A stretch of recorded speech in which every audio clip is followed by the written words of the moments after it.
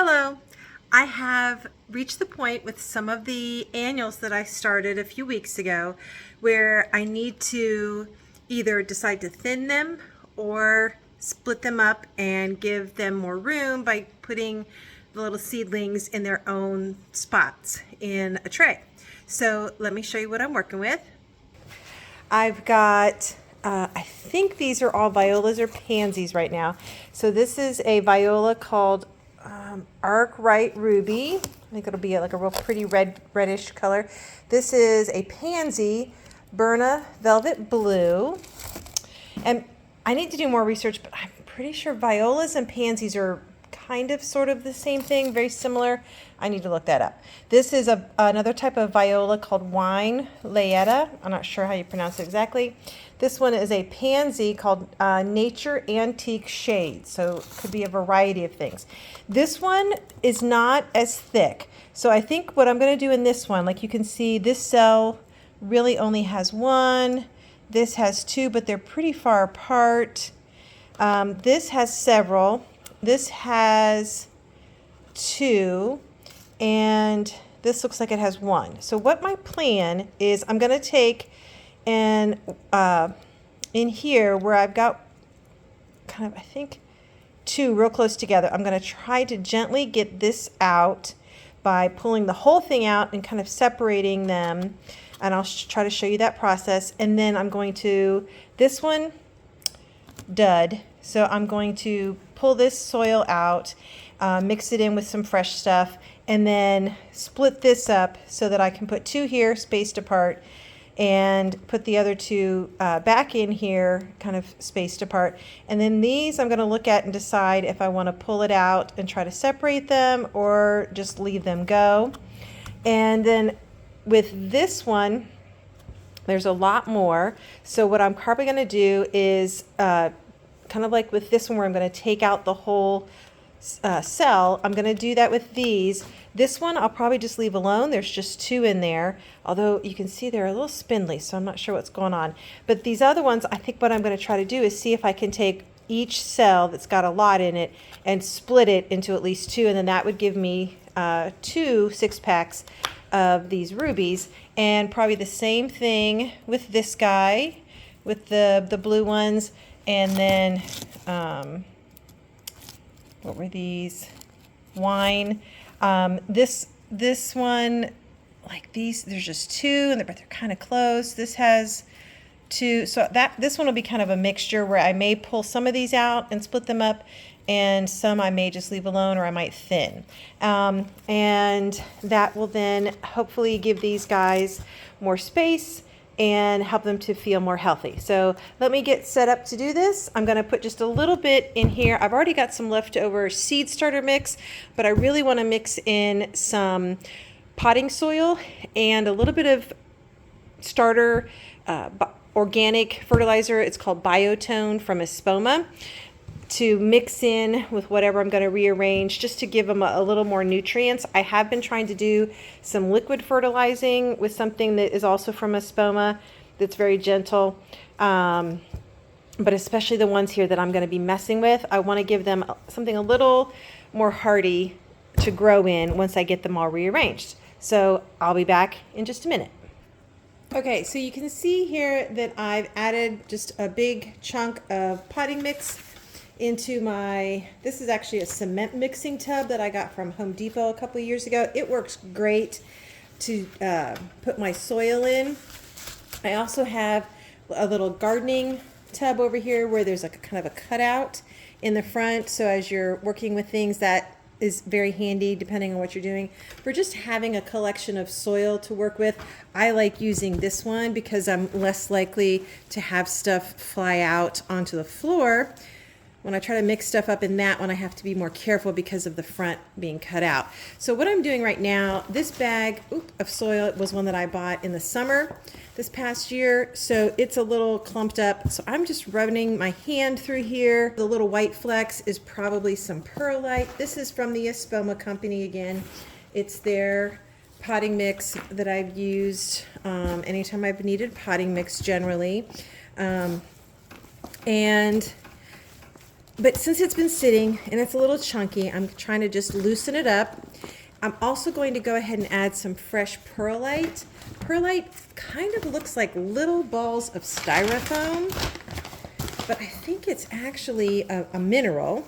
And what it does is it helps lighten up your soil. It makes it a little less heavy as far as clumpy, and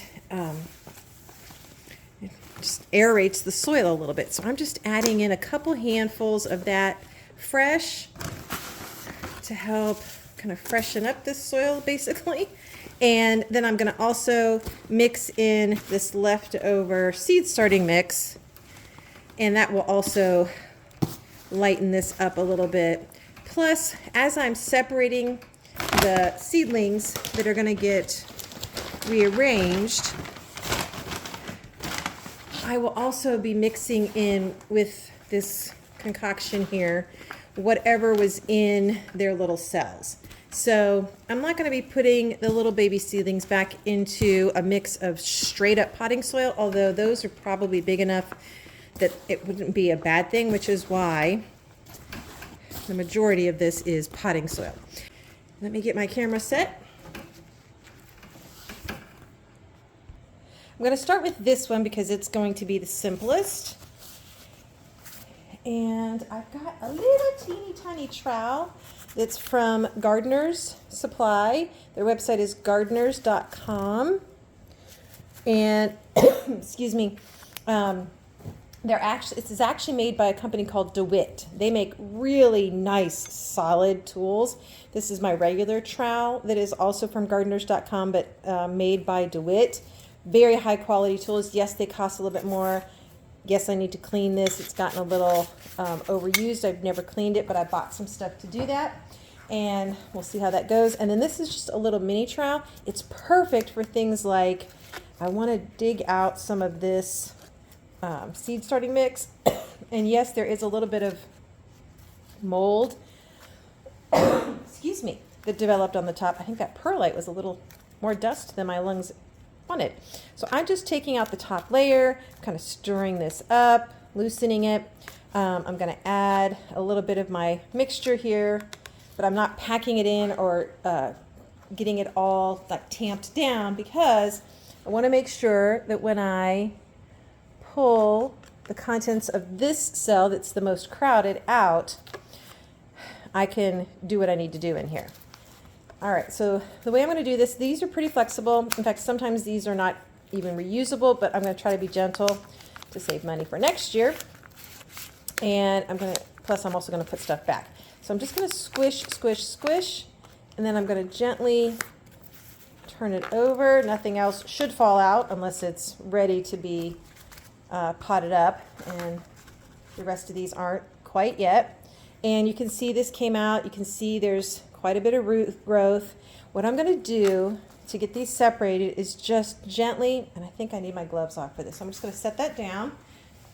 Seedlings are a little tougher than sometimes people want to give them credit for. I'm just gently wiggling my fingers around on this to loosen any soil that's around the seed starting mix that these were started in, and just gently continuing to kind of tap and tap.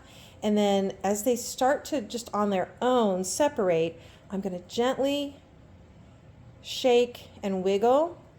What I'm trying to do is get the roots to just let go of each other. And the more soil I can gently move away, the more gently I can kind of just wiggle. Oh, I felt one root break, but that's it. So, and that should be okay. And then these, I'm just shaking, as you can see, and gently pulling apart, and you can see they all still have a pretty decent amount of roots on them. So I've got one here,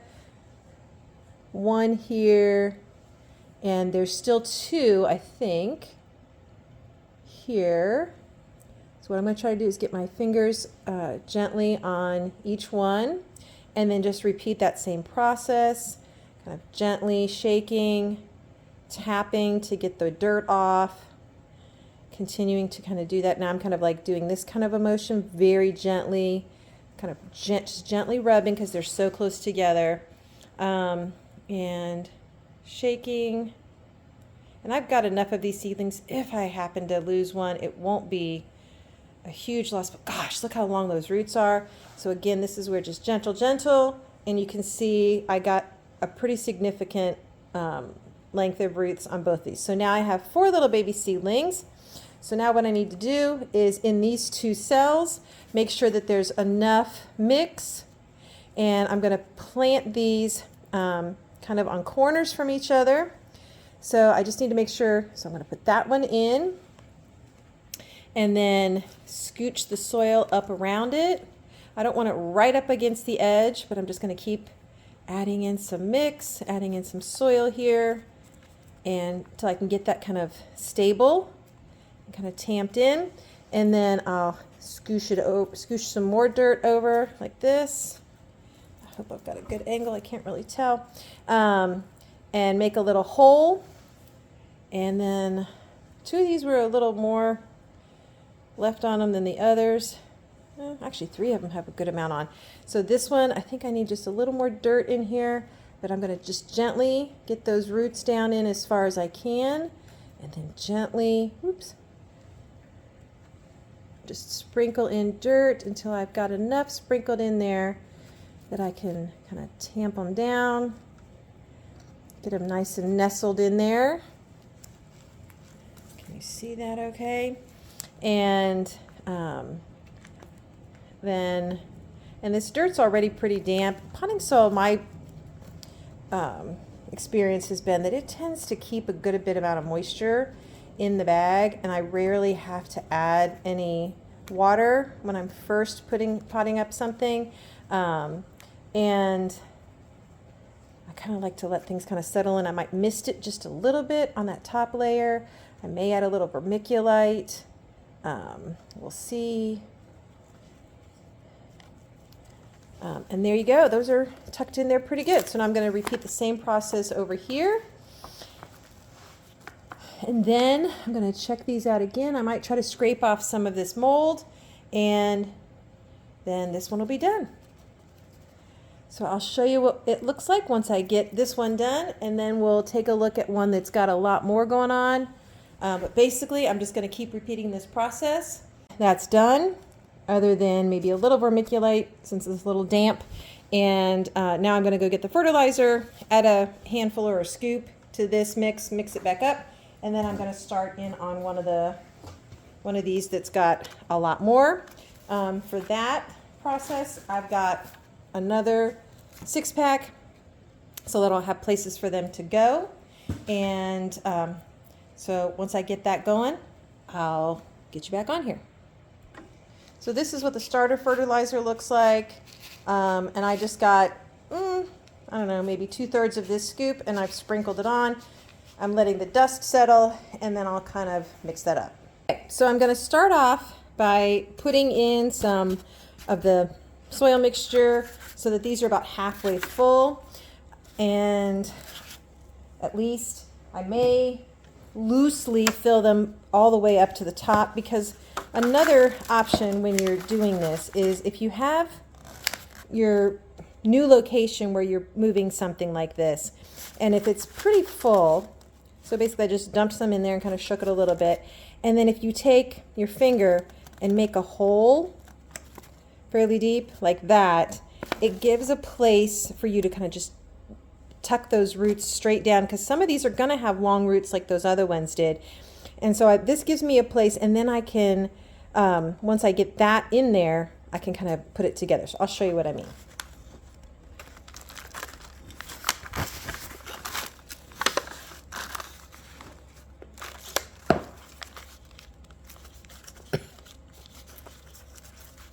All right, so loosely filled.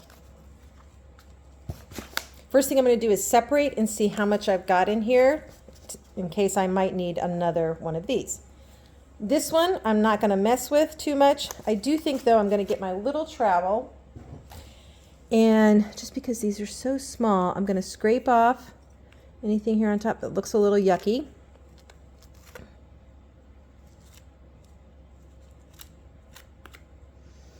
And then I'm going to put a little bit of this better mixture in here around these guys to see if that helps them to have a little more nutrient mixture, because the stuff that's in this that is good for them, as they get watered, and as they grow and as their roots are moving around in here, it'll transfer, I would think, some of those good things down to the seed starting mix, which is, because of what it's used for, doesn't have very much stuff in it for them to use to grow with. All right, so we're going to just gently kind of squish the bottom here, tip it over, give it a little gentle pull, and then, oh yeah, look at that. We've got roots everywhere. So same process with these. I think this one, boy, he looks a little burned and crispy, so I don't know, we'll see. I'm gonna just try to break up this a little bit, give it some squeezes. Try not to, and you can kind of feel, I don't know if you can hear it, but I can kind of feel when I break roots. You just feel a slight little tug under your fingers. And I'm going to try to do as little of that as possible. Sometimes that feeling is just the roots untangling. But I'm going to try to do this gently enough that I feel that as little as possible.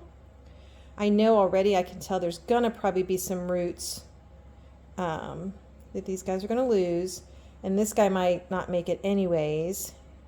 I don't know if he was too little when I was fertilizing and it burned it. I don't know. But I'm just going to keep working this. And gosh, this is only 3. So now I'm going to do the shake. See if I can shake off some of the dirt.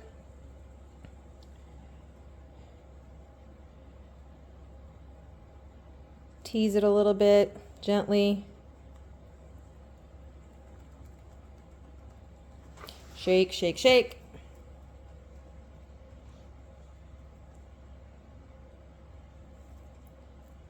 And sometimes you just got to go ahead and grab a couple of them and start shaking and pulling apart.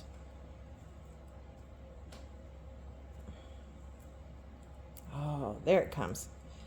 All right. Yeah. All right. Got some nice roots on that one.